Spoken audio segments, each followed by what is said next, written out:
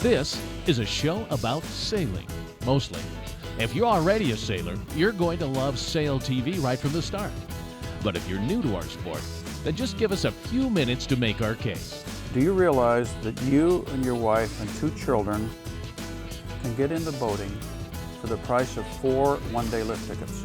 You'll see that this show is really about life's little pleasures. It's about quality time. It's about broadening your horizons. About learning about yourself and others. Plus, SailTv will transport us all to drop-dead gorgeous locations. Think about it. You never see a sailboat in an ugly spot.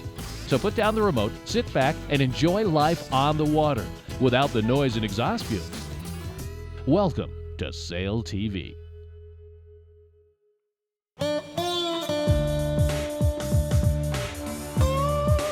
Our cruise today starts out in Bellingham, Washington, but don't be fooled. We're heading for the San Juan Islands, a legendary stretch of unbelievably stunning country and easy sailing water.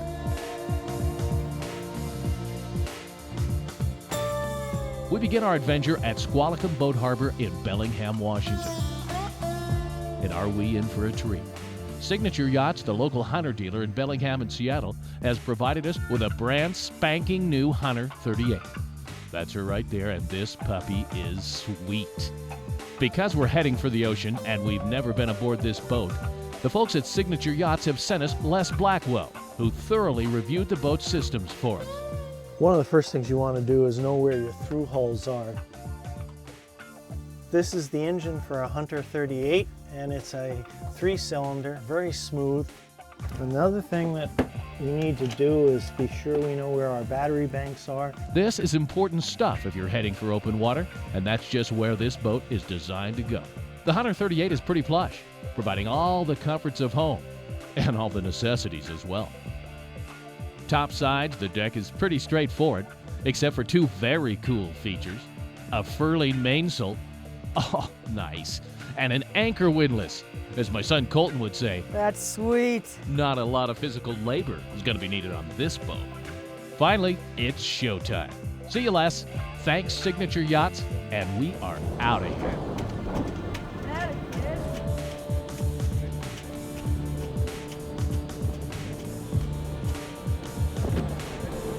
Hey, baby, we're out of here. Yeah. This thing's huge.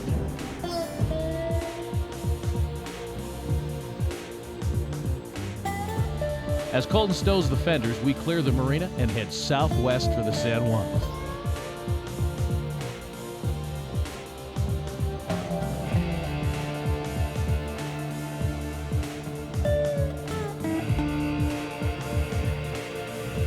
We've grabbed a chart of the islands, and now we're plotting a course for Friday Harbor. Course is 2:15.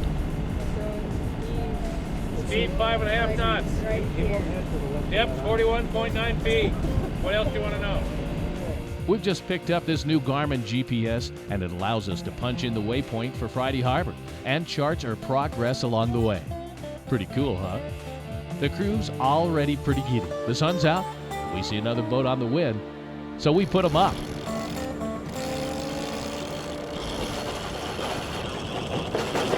Oh, okay, so we roll them out on this boat.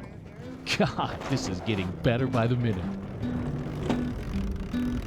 The other way, a lower gear, higher gear. Nope, wrong. Not tail. Right. How's that fault?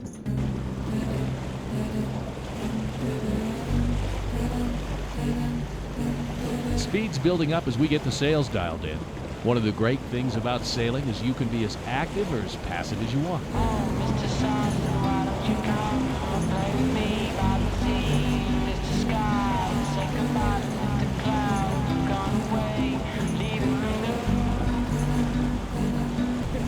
Rich here likes to go fast, so he can spend all day tweaking this, adjusting that. Some of us just like to enjoy the boat moving through the water. Nice.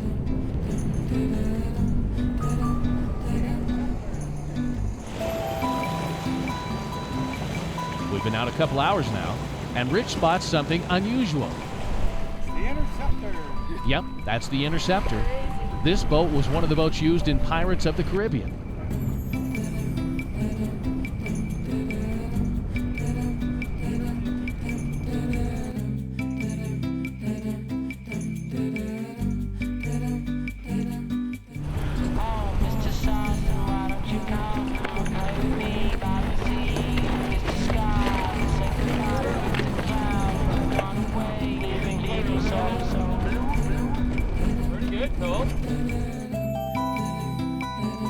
moving along nicely now, halfway to Friday Harbor.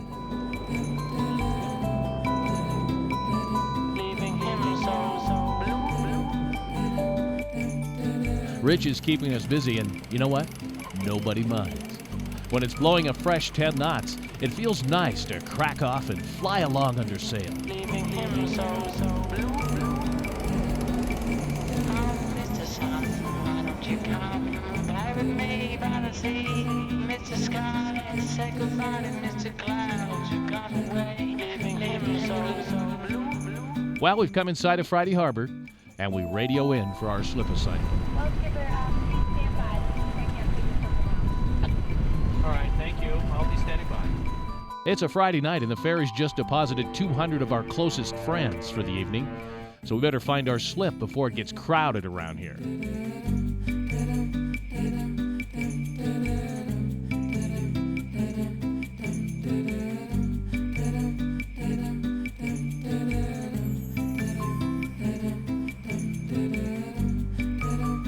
Remember what we said earlier? Sailboats don't hang out at ugly places. Welcome to Friday Harbor.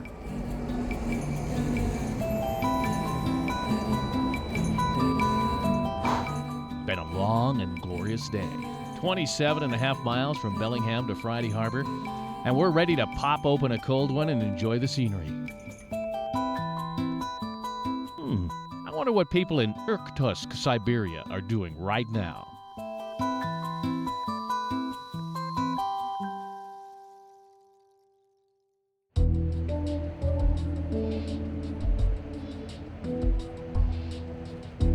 Morning at Friday Harbor. We went home today. We've had a great trip, but we're just getting started. And tonight, we're out on the hook. As we prepare to get underway, we see another family hanging out on their boat, and they explain why they got into sailing. Camping was our choice for family fun, but it's gotten to the point where you just could never do anything spontaneous as far as camping. Just always full, you know, or you got to get reservations or plan everything months in advance. And I remember back to those days of, you know, scooting around on the lake and having all that fun, and I remember seeing other people in sailboats. Like we'd be on like some tourist excursion boat, and we'd see somebody cruise by in a sailboat, and I'm saying, you know, I got to do that. He made it work for us. You know, he did whatever he could to make it livable on board and all the comforts of home. And so then I got hooked, and here I am. Well, that's our cue. Time to get out of there. It's a sweet morning in the San Juans, and we plan to max it out. The harbor's coming alive slowly as we head out.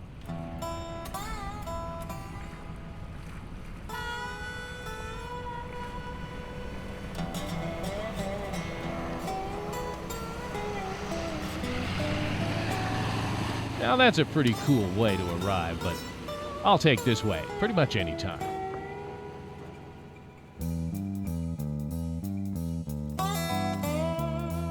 We punch in a route to Deer Harbor, just a hop, skip, and a jump from here. Once again, it's a stunning morning, and our Hunter 38 takes off like a scalded dog.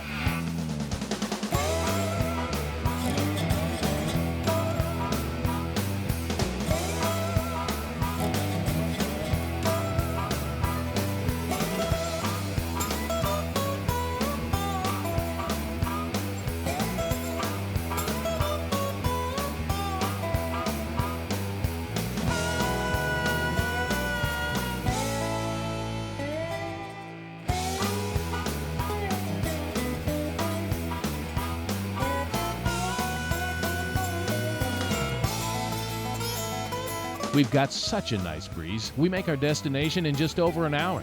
But nobody's ready to furl them yet, so we just sail around the harbor, Deer Harbor that is, on Orcas Island.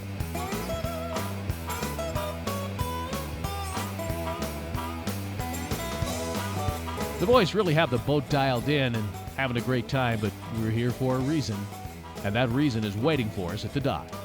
Do you realize that you and your wife and 2 children can get into boating for the price of 4 one-day lift tickets. 4 tickets is $300, right? 75 bucks a day a person. So for $300 a month, you can get an entry-level boat. Don't buy a new one, buy a used one. Don't worry about cosmetics, just worry about have the engine checked out, make sure that, yeah. Spend some money on an overhaul. They don't have to spend a lot of money doing it. You don't need a big hotel, you just need to get to a little... Just need to pay for the launching ramp. Yeah, A trailerable boat, you're in business. Yeah. You can charter a small boat for roughly what a pretty good motel costs a night, $100 a day. Most people don't realize that the legendary Warren Miller was a sailor before he was a filmmaker. In the early 60s, I realized surfing was getting too crowded because they invented the wetsuit and they invented leashes. And I met a guy named Carter Pyle who had designed the Pacific Catamaran. I took one ride in it and bought one, number 34. And I raced those PCATs for years, 20-some years, had a good time. Actually, as I recall it, I took Hobie for his first catamaran ride. Did you? And then Hobie lived in San Juan Capistrano, and he went out and bought a PCAT, but it was too heavy to drag across the beach. So he started experimenting with a lightweight, and then he bought a Calcat. And then he went, from a Calcat, he went to where he was doing, he'd make 2 different hulls, port and starboard. Yeah. He'd reach back and forth in whichever hull was the most efficient and best. Then he'd discard that one and then add another one, and gradually worked it. Came up with the Hobie 14 and then the 16, and the rest is history. You can stuff an awful lot of, you can put 4 kids on one of those things and put them out in the trapeze, and in a light breeze like this, you're whisking along at 10 or 12. And it gives them a whole different adrenaline rush than just lurching along with somebody in front of them that they can never catch up with in a race. Sailing, like a lot of things, is once you learn how to tack and jibe and dock your boat without an engine. I have a poster in my house that says, when you're only limited by the horizon, that's real freedom. And man's basic instinct is his constant search for freedom.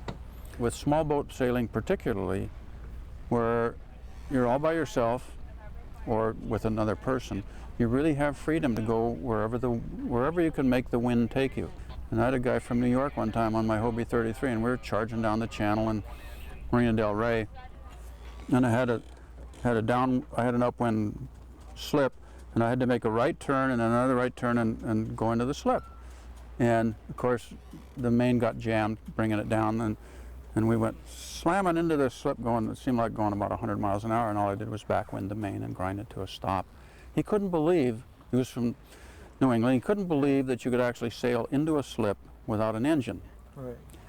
And the freedom of having that capability with a sailboat, with no engine, there's the feeling to be able, it's an accomplishment. You did it. Exactly. Yeah. He did it just the same way that what is his name, Vancouver was rowing boats around up here and picked up these 175 San Juan Islands and put them on a chart, 300 years ago.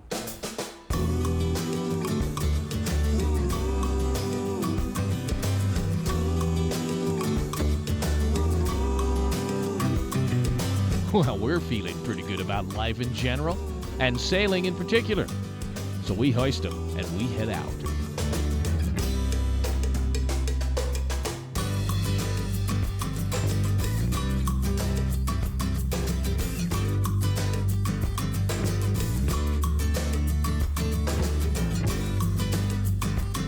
It's pretty cool to use the same tools, the same techniques to sail out of Deer Harbor, the way our ancestors did hundreds of years ago. Of course, we've got a few more amenities, but in this age of faster, faster, faster, it's decidedly pleasant to go slow and easy.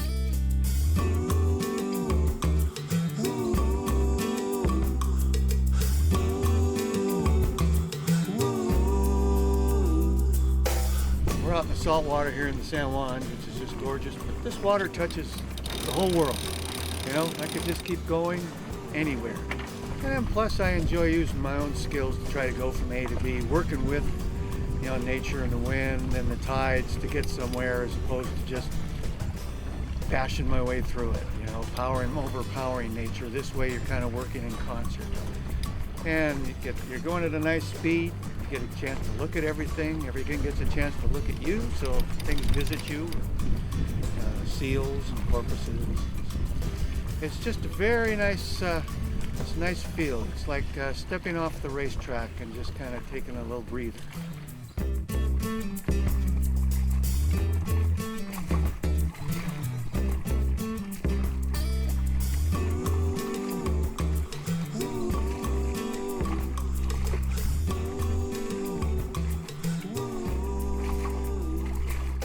When you're out on a boat and you're sailing along, your mind is really focused completely on just making the boat go well, and you don't think about any of the other day-to-day distractions that take up so much of our time.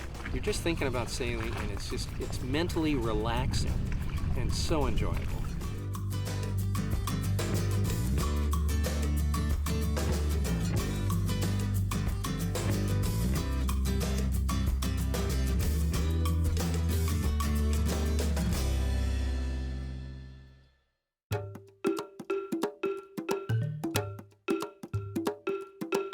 Our racing segment today is located in the San Juan Islands of the Great Northwest, and there are not too many more cosmic places to sail than Friday Harbor on San Juan Island.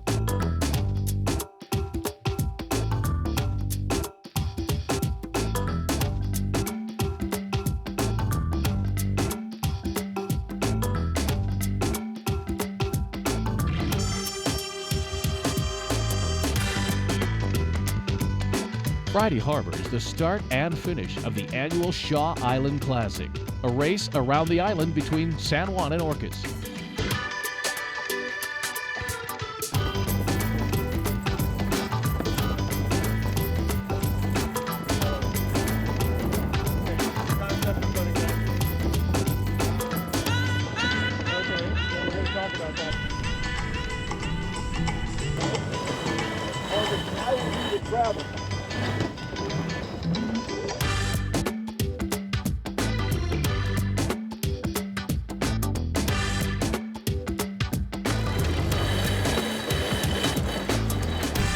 This year, about 60 boats gathered to try and outsmart the wind, tides, and other skippers. With very little wind in the harbor, the race committee moved that start out into the channel and into a more favorable breeze. The start of a sailboat race always looks like a madhouse, but the San Juan Island Yacht Club has its act together, and the gun goes off promptly at noon.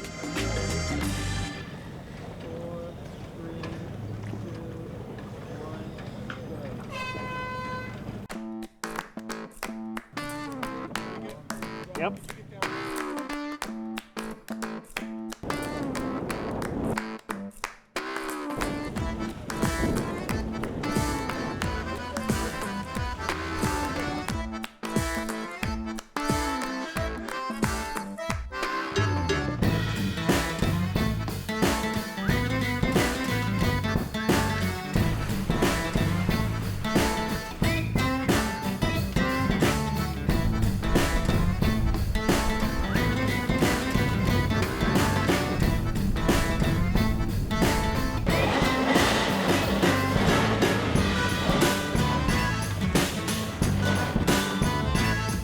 Now you're probably saying, sheesh, there's boats flying every which way, and you'd be right. Here's the thing, since it's a race around the island, skippers can decide to go either way. Our Hunter 38 is heading around clockwise, along with about a dozen boats.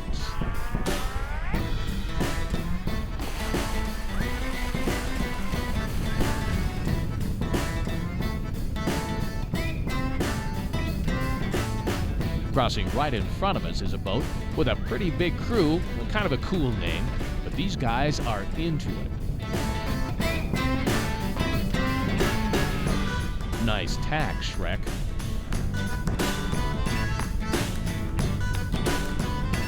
Circling around the island the other way is the bulk of the fleet, and we've put another camera on Snooker, a Shock 35. These guys are into it too, and it shows.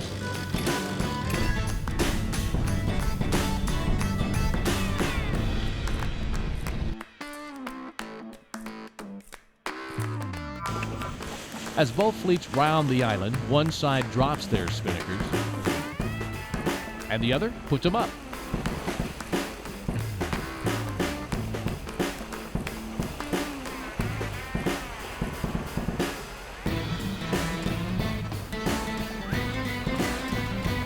Is there anything prettier than boats under spinnaker?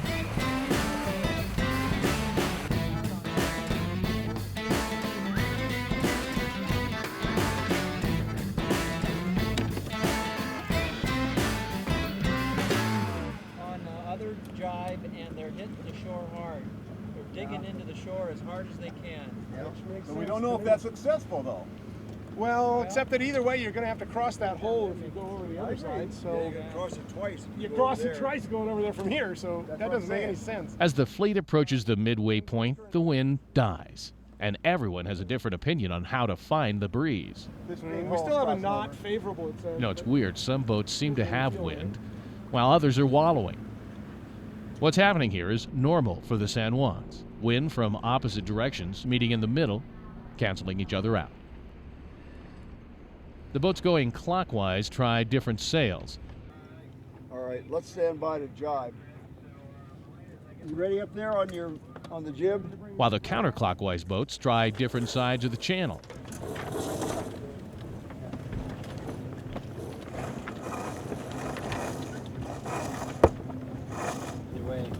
Well, there's ripple out here. What's that carpet tell you?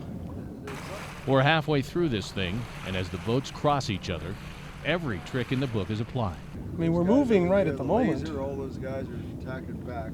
But what it boils down to is patience. I think we're going to get into that new wind fairly soon. Yep.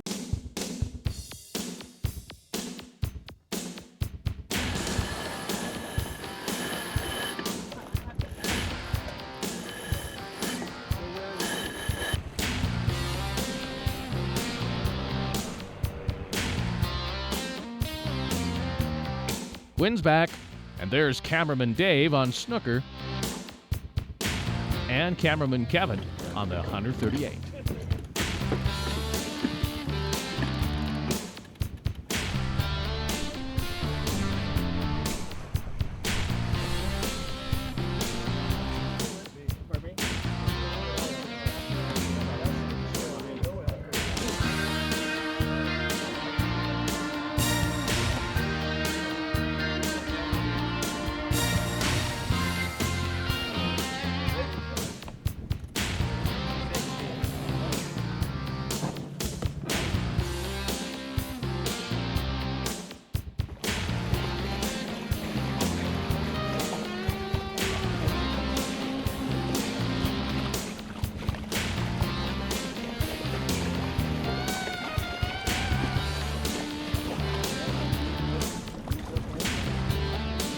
Time to get serious again, and the crew of snooker measures themselves against another crew.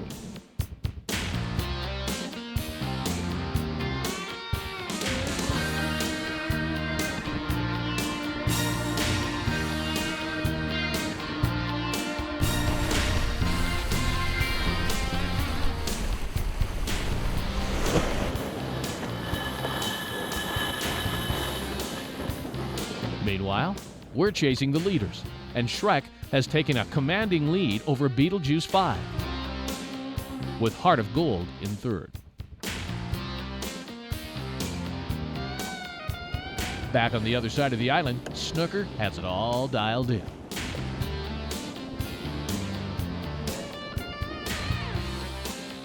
We're running our 138 flat out and can't catch Shrek until she crosses the line first to finish.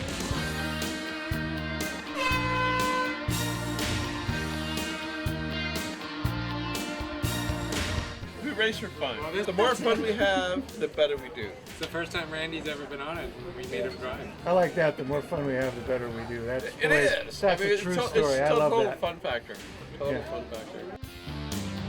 Meanwhile, back on snooker, they hoist the chute and head for the finish line, thinking they're in good shape.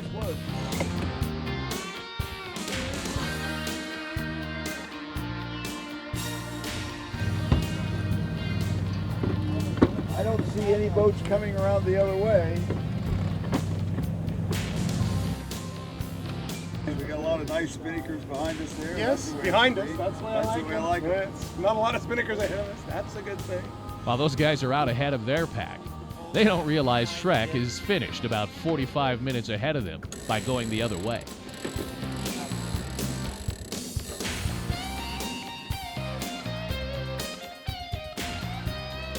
As the rest of the race fleet finishes in style, Tim Morganroth pretty well sums up why he's here with 100 or so of his closest friends. I just love the whole concept of taking many thousands of pounds, even tons of boat, making it work with nature and making it go through the water and get where you want to go and be who you want to be. You can't tame nature, but you can use it. And you can use it with I mean, it's just a lot of fun. It's a lot of fun to be able to do that. We met through Seattle Women's Sailing Association, and we met Darlene Racing, and it's fabulous to beat the guys. Yes. And show them that women can sail too. Yes. Multitask, you do it well. The crew of Heirloom walked the walk and finished first in their class. Speaking of finishing, it's time to head in for some fermented beverages and local seafood.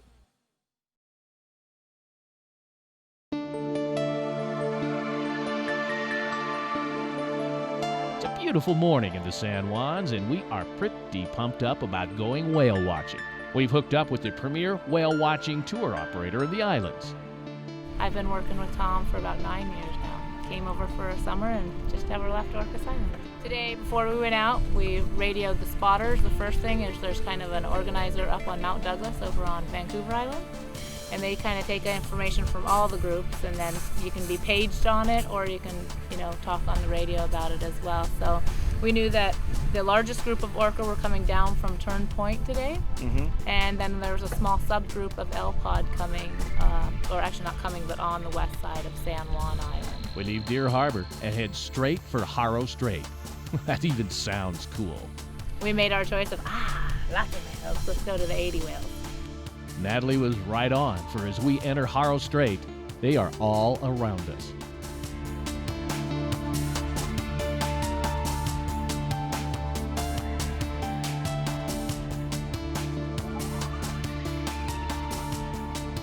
It's a stunning sight. While we don't want to get any closer than 100 yards to prevent stressing out the orcas, they are literally all around us.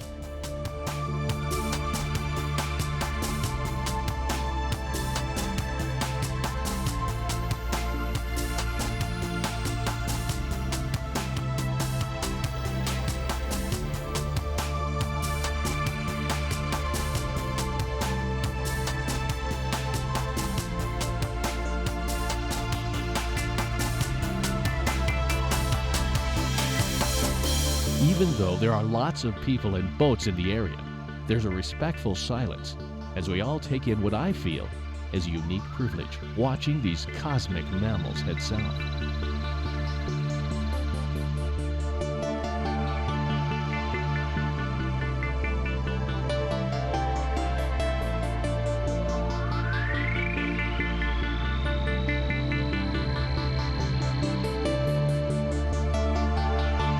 This experience has been awesome, and I use that word the way it was originally intended. But it's about to get better. For some reason, a big male orca decides to put on a little show. Ooh, nice whale sound.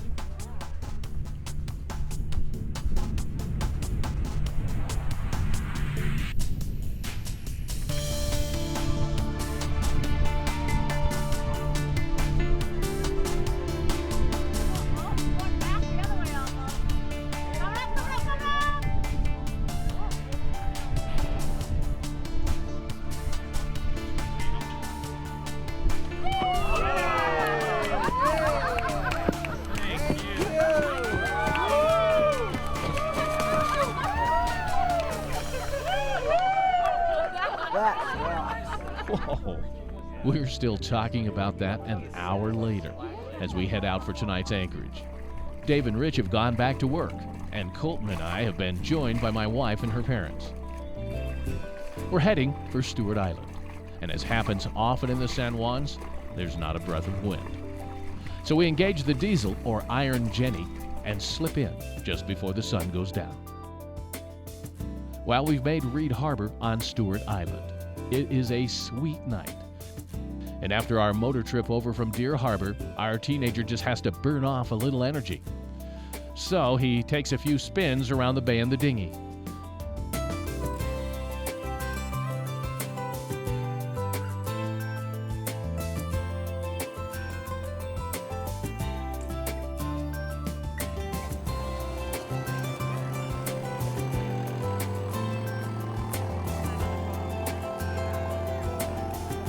As the light fails, we're teaching him to respect the others in the anchorage and quiet down at night.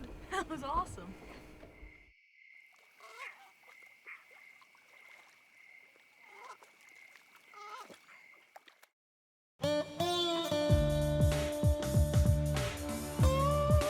The next morning dawns hazy, with winds only about 5 to 7 knots.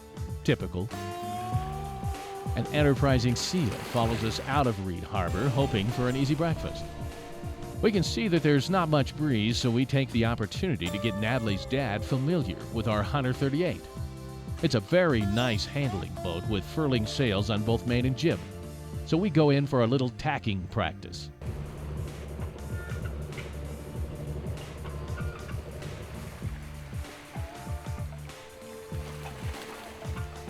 It's pretty sweet that a boat this big can move with so little wind.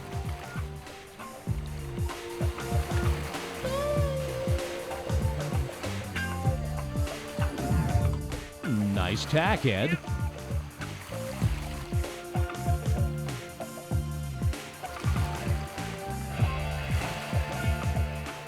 A nasty little fog bank on the horizon brings us back to reality, and we figure we better get in the wind.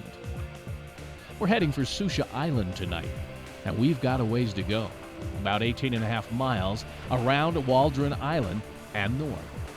The GPS tells us that at this speed we'll hit Susha about, say, Thanksgiving. So we work on getting the boat as trimmed as we can for what little wind is out there.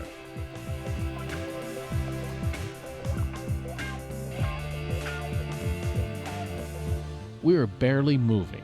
But you know what? It is still pretty nice spending some time together in this way. In a world where family visits often consist of sitting around watching TV, being on the water together is so way better. While we're not exactly blasting along, we're moving. And it's a pretty nice day in the islands. I cannot help but wonder. Wonder what the people in Irkutsk are doing now. Not this.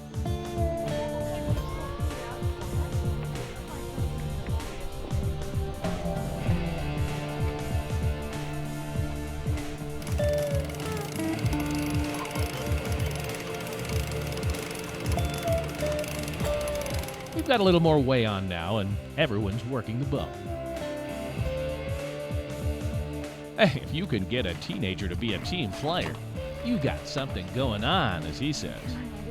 And he hasn't said, I'm bored. Yeah, this trip. Another boat passes us using what the locals call the San Juan setup, which is motoring along with the mainsail up. But we've got plenty of daylight left, and we're steadily making way to Susha. Peace out, human slices. You know it, dog. Bet you never heard anyone say that on a sailboat. Susha Island appears on the horizon, and the GPS confirms it.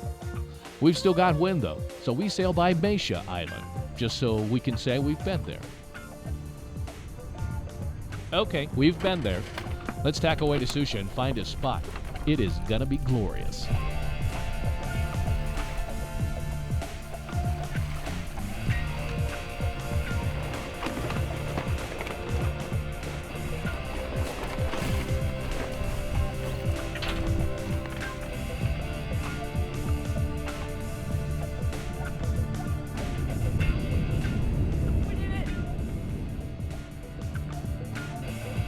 My crack crew has just executed their best tack ever.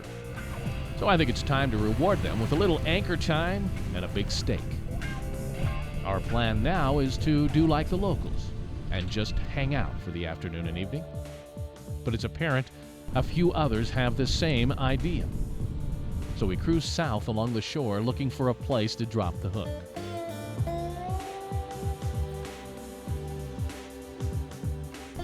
Snoring Bay is a very cool little spot, but full.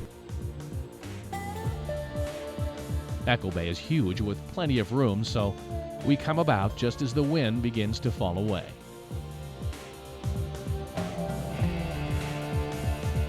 The big Hunter 38 has performed well in not a lot of wind. Time to give her and the crew a break, so we furl them and head on in. This roller furling mainsail is unbelievably convenient, especially at the end of a long day. I was originally a bit skeptical of this sail's performance, but it's done well by us.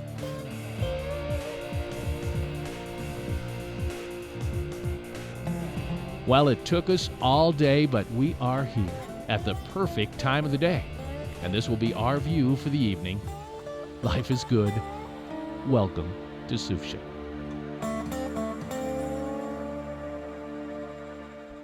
Okay, somebody drives up and they throw you a line from another boat and they want you to tie them off. Well, you're doing the same thing. Say you just did this thing and the guy says, okay, start bringing it around. Grandpa is showing a new generation of sailor how to tie knots. And you've tied him off and he ain't going anywhere. Oh, that's the square knot? No, that's the the same knot. bowline That's the still? bowline, yeah. Okay. Like that. It is not going well at first. Bet he does it, Granny. I bet I do too. You did. And then a granny, which is not a very good knot. But it's pretty cool to watch them work together. You had it right the first time. You had it right the first time. So now the right goes over the left, right? No, you're just doing it backwards. This one has to come out instead of that side. It's got to come out on this side of the rope. Yeah, you got enough rope there to hang yourself. You want to do a hangman's knot,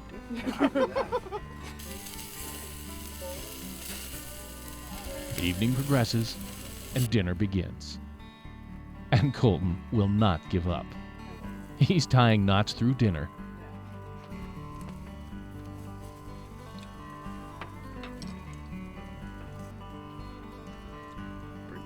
Forward, bring your tail up this way. Okay. Two lines together. You went around one time too many. Don't go around so many times. And finally, it starts to click. Did that work? Did it? Is that it? It is a glorious evening, and the Alpenglow on Mount Baker is breathtaking, and they're still into it. 11, 12, 13. Doesn't fit around my big. As the light bleeds from the sky, I can't help but think, if we were back on land, there'd be a TV going. Colton would be off playing video games, and he and his grandpa would have missed an exceptional evening together. They can barely see, and still they're working together on knots. This is nice. Look at that, guys. The rock's gone. It is gone. Where is it? Oh, there he is.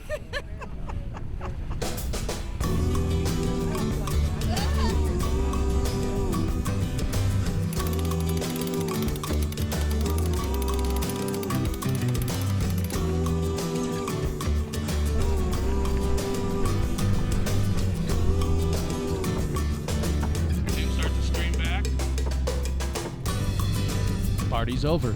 Last day on the boat, and we've got a ways to go. Fortunately, we've got a nice brisk breeze. The boat wants to get in the wind, and we oblige. Ed's at the wheel, and there's Colton, still tying knots. We're due back at Signature Yachts in Bellingham, but we've got the best wind of the trip, and we'll make short work of this leg.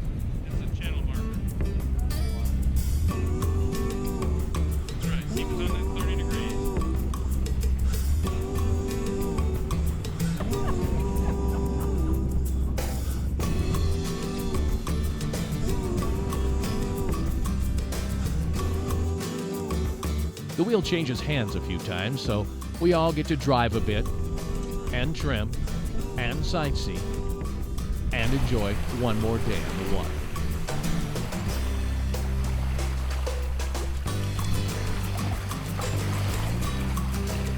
Looks like the knot thing's gonna stick around for a while. Finally, it's time to roll them up and head in.